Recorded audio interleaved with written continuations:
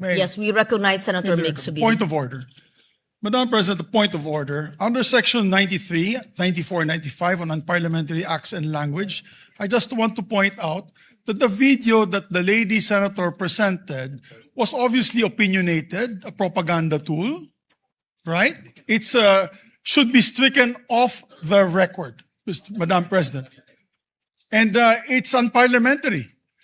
We've seen videos presenting evidence on issues that are taken up on the floor. Senator Tulfo always comes out with videos showing people being mauled, people being abused for the information of this body to act on that particular issue. But to come up with an opinionated piece like that, ganong klaseng video na propaganda, na showing intrigue. Kasi ako, Madam President, hindi naman ako sang-ayon sa people's charter change. I was the first one in this institution who fought that kind of move with the PI, and all of us together, kaming lahat, for the first time in the history of the Senate, 24 senators tumayo dyan at pinasapu natin yung Contra People's Initiative, na fake People's Initiative, na talagang kinall out natin yung lahat ng grupo ng tumutulak nun, from the Speaker and even Malacanang, kinalaban natin.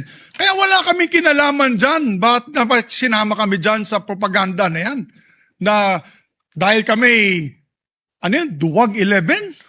Ano ba yan? Bulaga 11? At grade 13? That should not be shown here. Because what will stop us now, Madam President, for that lady senator, that we come up also with a propaganda video here, papalabas din namin, yung mga sala nila. Oo, kung ano-ano, hindi naman kami ganyan. No? To gain traction, to gain views and publicity, will destroy our fellow colleagues here? Walang ganyanan. Hindi ako nagagalit, kilala niyo ako. Ako pinaka-amiable dito, mahal ko kayong lahat. Pero hindi tama yung pangyayaring iyon. Hindi ba? Kung galit po kayo, magsalita po siya dyan, magalit siya sa gobyerno niya, magalit siya sa kapatid niya, murahin niya kapatid niya. Pero wag naman niya idamay yung mga tao na walang kinalaman dyan. Katulad yan, never ako kinausap ni Senate President Soto.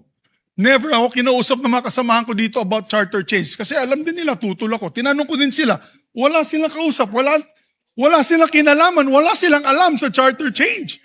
This whole group is just nodding, shaking their heads. There is no such thing. Inday-badiday na ba tayo dito sa Senado? Kaya sinasabi, we're a circus. I apologize to those who are watching.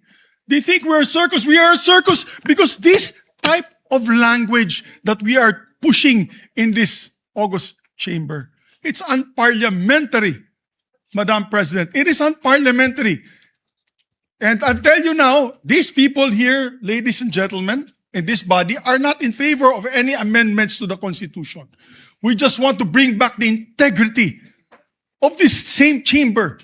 Cannot we discuss that as a group, as a body, that we fight for our integrity, for the good name to be brought back, for people like Jokno, people like Tanyada, people like Aquino, people like Salonga, even Frank Drilon, people like Miriam Defensor Santiago, Joker Arroyo, who stood here for what was the best times of our institution.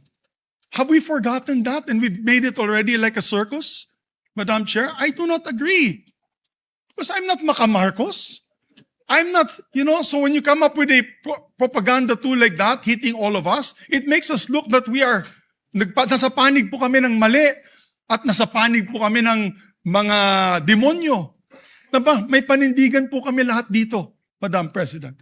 So therefore, you can see my passion on this. I move to strike the horrible propaganda video off the records of this great institution, Madam President.